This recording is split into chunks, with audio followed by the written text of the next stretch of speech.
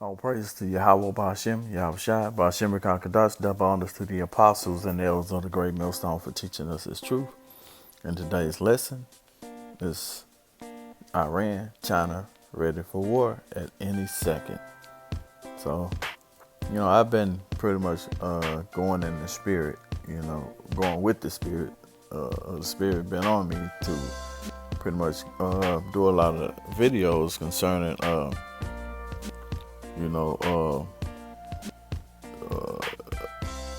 the war between the nations, and and RT has been like the go-to thing as far as pretty much on all the news. But this is pretty much the spirit wants me to go into these different lessons on these wars, because hey man, this is just part of the prophecies, man. And all the other brothers, they've been pretty much going into what's going on with the civil unrest here, in Babylon, which there's been a lot of videos going in on those. So I want to do my part by doing videos about the the civil unrest that's going on the other side of the so-called world. Okay. So we're going to get into this small video, and Lord willing is edifying, and we'll come back with a couple of precepts and we'll end it off then. So let's get into it. I want to start by sharing with you what a high-ranking Iranian official is saying about the United States, and here it is. Iran's United Nations spokesperson says, quote, "There is an appearance that the United States is setting traps or provocations to provide an excuse to initiate armed conflict in the last days of the administration." He goes on to say, Iran is fully prepared to defend itself and will, if it comes to pass, openly and decisively. Is that what Iran is doing today? Is that what is happening right now in this region as the world once again awaits to see who will blink in the Persian Gulf, and yet another showdown between Iran and a U.S. ally? Here's why. As we speak, South Korea is sending troops to the Persian Gulf as a show of force against Iran, whose Navy has just seized one of its vessels. Iran says the Korean vessel, there it is, that's a Hankuk Kimi, seen here, seriously violating marine environmental laws, says Iran. And Iran says it's going to hold it and its crew until an Iranian court rules on the case. That's the situation as it stands right now. Showdown, right? South Korea, for its part, says it's activating anti-piracy units, troops, and they're headed for the Strait of Hormuz. The Strait of Hormuz, as we have frequently reported, is the world's most important maritime choke point and a recurring flashpoint for U.S.-Iran tensions. Suffice it to say that if an active military conflict were to break out in that narrow body of water, the entire world's economy would be severely affected. Is this simply another sign of the deteriorated relations between Iran and the United States? And if so, just how bad might it get while President Trump is still in office? We have more to report on this story, as well as... See, and that could be, Trump's excuse for, staying in office. All he has to do is to declare, a war, and everything else to be on hold. As far as Joe Biden getting in office, okay? Analysis from several perspectives, as you've come to expect from us here on the News with Rick Sanchez, where we firmly believe it's time to do news again.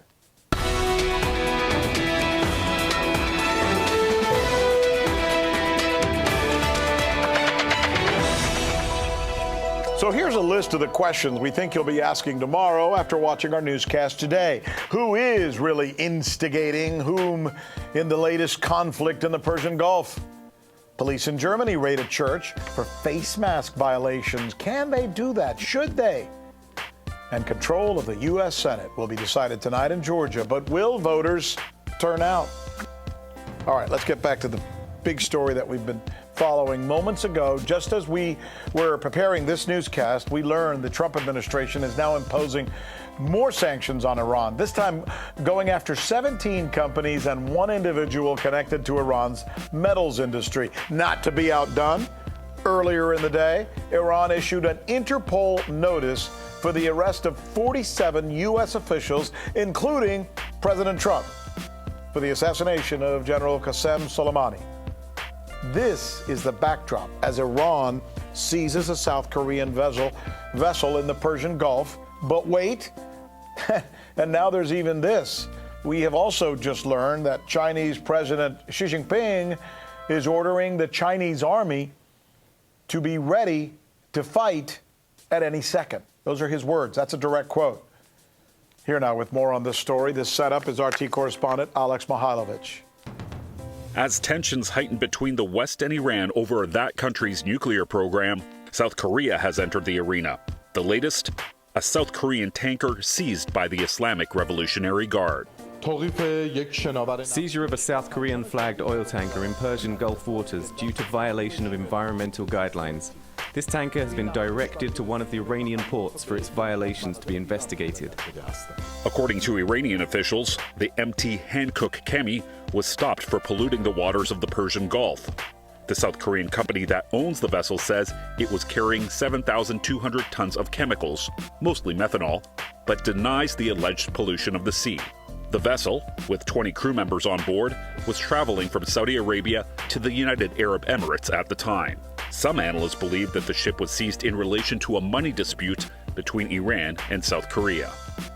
Tehran has been increasing pressure on Seoul to unlock an estimated $7 billion in Iranian oil revenue, related to sales that happened prior to the Trump administration tightening sanctions on Iran's oil exports. While Iran insists that the ship's seizure is not related to the money being held by South Korea, it has reiterated its frustrations over the holding of the funds. If anyone is to be called hostage taker, it's the Korean government who has taken hostage $7 billion of our money with false pretexts. The head of Iran's central bank has said that the money is needed to purchase COVID-19 vaccines. When it comes to the coronavirus, Iran is the worst hit country in the Middle East, with approximately 56,000 deaths and over 1.2 million infections officially recorded. Iran hopes to purchase vaccines through COVAX, an international program designed to ensure that all countries have access to COVID-19 vaccines. While South Korea has dispatched military forces to the Persian Gulf after the seizure of the ship, it is also sending a diplomatic delegation to Iran in hopes of defusing the situation with the Islamic Republic. For RT, I'm Alex Mihailovich. Joining us now with somewhat contrasting points of view on this very important story is former British MP George Galloway, also former Naval Intelligence Officer John Jordan. George, let me begin with you. I mean, the level of anxiety and the number of countries involved, Iran, China, the United States, South Korea, how concerned should we be? Well, these are very troubled days, troubled waters, and there's something far wrong with the institutional health of the United States. In this regard, the incoming administration, in just a few... We're going to pause it right there. We're going to get this precept. I didn't want this to be too long. I kind of let it run too long, but the point I was trying to get to, they hadn't... I guess they have. They ran across it, but let's get the first precept. This is the book of Genesis. Genesis.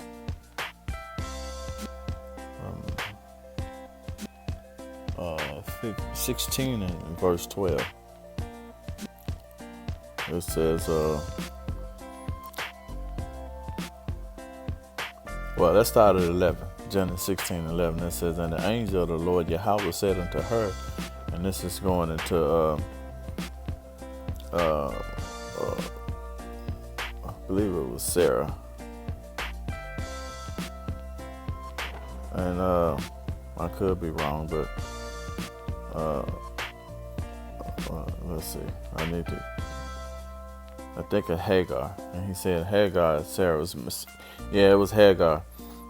wait a minute. It might have been Sarah. I'm sorry.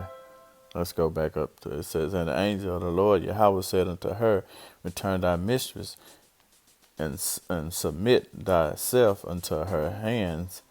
And the angel of the Lord said unto her, I will multiply thy seed exceedingly, that it shall not be numbered for multitude. And the angel of the Lord Yahweh said unto her, behold, thou art with child, and shall bear a son, and shall call his name Ishmael, because the Lord Yahweh had heard thy affliction. Yeah, and this is going into, this is Sarah's handmaid, you know, and in this story, Sarah couldn't, you know, bear a child, so she had her handmaid to have a child for her, which is Hagar, with Abraham. And it says, and the Lord, it says, and the Lord had heard thy affliction, verse 12, and he will be a wild man. And this wild man is Ishmael, man. And Ishmael is Iran. And those the Pakistanis and the Saudis, those are their forefathers, man. Okay, and it says he will be a wild man. His hand will be against every man, and every man's hand against him, and he shall dwell in the presence of all his brethren. See, and this is and this is for a lot of people that always think that these scriptures are like some type of fairy tale, man. You see, well, let's let it roll, because they're gonna get to the point. Days will be seeking to repair the damage done to relations with Iran, to re-enter the Iran nuclear deal, to try and turn the page on what has been a very, very bloody and dismal chapter. And in the last days of the outgoing lame duck president, we've got the Chinese armed forces on instant alert, ready to fight any second. And we've got the possibility of guns blazing in the Persian Gulf. That just doesn't seem sensible, and it won't seem sensible to the mothers of the service personnel, who might very well be, for reasons of theater, political theater, losing their children in conflict that was entirely unnecessary. John, help us understand what the thinking may be in the Trump administration with what appears to be the nearness of some kind of conflagration, which understandably has some countries concerned. Well, first of all, I don't think a conflagration is near. What we have here is, we've seen many times over, the Iranian regime try to ratchet up pressure to scare the world in an effort to essentially blackmail the world into relaxing the sanctions regime, which has been imposed by many, many countries around the world. So that's why it sees the South Korean tanker on a flimsy environmental site and charge because somebody maybe peed over the side or something. Again, to try to get the headlines, to get the attention, to get that sanctions relief, because the world has had enough, frankly, of Iranian aggression throughout the world, whether it's with the Houthi rebels, Hamas, Hezbollah, their nuclear weapons program and their missile program. They've had it. See, that's it, man. Hey, talking about the Ishmaelites, man. Let's read that again. Genesis 16 and 11. It says, and the angel of the Lord said unto her, behold, thou art with child, and shall bear a son, and shall call his name Ishmael, because the Lord Yahweh had heard thy affliction. And he will be a wild man, his hand will be against every man. See, ain't that what he just said? And every man in hand against him, and he shall dwell in the presence of all his brethren. See? That's what he just said, man. They getting tired of Ishmael. Aggression throughout the world, whether it's with the Houthi rebels, Hamas, Hezbollah, their nuclear weapons program and their missile program. They've had it. The world's kind of had it, and the Iranian regime needs to get sanctions relief if it's to survive. And this. See, that's what he's saying. His hand against every man. See, they're getting tired of Ishmael, but Ishmael is actually really going to make a deal with the Russians, man. You see, to handle America, because even though they're the wild man, they can't control, they can't handle or take down Babylon by themselves. So the scriptures talk about Gog and Magog are going to be a guard to these other countries, these smaller countries, man. One of their PR efforts to do that, and they do this all the time. But do you think, John, let me just ask you very directly, as some people have suggested, that the Trump administration, this late in the game, pressing Iran and China both so heartily, is responsible at this point, given the fact that we're soon going to have a new administration in the White House? Well, first of all, the Trump administration hasn't done anything here that they haven't been doing for 4 years. The Iranians, however, are doing something different here. In this case, they seized a South Korean ship, and it's kind of a reminder to the rest of Asia that nearly all of the oil in that the Asia depends on for its economy does come from the Middle East and come through the Straits of Hormuz. So what they're trying to do is draw Asia into this so they can ratchet up pressure on the United States and other countries around the world to try to relax sanctions. But, Asia has been on the U.S. side. Most of the Asian countries have been on the U.S. side in this, and so they're trying to threaten those large economies. See, now, Asia, they're really going to turn against America, a.k.a. Babylon, you see. We're going to get another precept. Let's go ahead and get it, because it's kind of rolling a little bit longer than I suspected it to run. This is the book of this is Amos,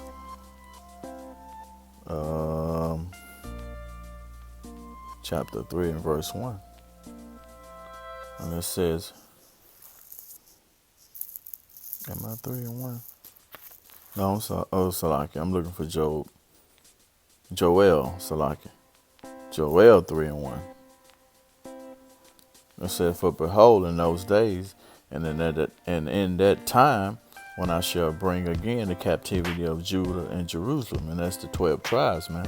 And so I will also gather all nations and will bring them down into the valley of Jehoshaphat, and I will plead with them for my people, for my heritage Israel. See, that's only Israel, man. This is what this whole everything that's going on in this world is all about, for the Most High to bring judgment against, the nations, man, for his heritage, man, the Israelites, Yahweh Shemi Abshai is going to bring us out of the captivity, man, you see, which is our captivity is a few days from being up, not in our days, but, just being what do you call it, what word am I looking for, but how we say, how we Jake say, right around the corner, basically, but not really right around the corner. Okay, it said verse 2, it says, I will also gather all nations, I will bring them down into the valley of Jehoshaphat, and I will plead with them there for my people and for my heritage Israel, whom they have scattered among the nations and part my land. And I will cast, it says, and they have cast lots for my people, and I have given have given a boy for an harlot, and sold a girl for wine that they might drink. See, it says, yea, and what have ye to do with me, O Tyre and Zidon? And these are African nations. And it says, and all the coast of Palestine, you see? And these are the Ishmaelites. It said, will you render me a recompense? If you recompense me swiftly and speedily, will I return your recompense upon your own head? See? Because ye have taken my silver and my gold, and have carried into your temples my goodly pleasant things. The children of Judah and the children of Jerusalem have ye sold to the Grecians, which are the Edomites. that ye may remove them far from their border. Behold, I will raise them out of the place whether ye have sold them, and will return your recompense upon your own head. And that's what it's all about, man. You see, all this what's going on with this Maxine and you know, the sedition that's going on here in America, and the sedition in the World War III that's about to pop off in the Middle East, man. You know, and you know, and we're waiting on one more thing to pop off, and that's the you know, that's the mark, man. Okay, the mark of the beast, the RFID chip. You see, Lord willing, this was an edifying video, so I want to give all praise and honor to Yahweh Ba'ashem, Yahweh Shai, Ba'ashem Rakon, double honors to the apostles and the elders of the great millstone for teaching us this truth, and shalom to the hopeful elect.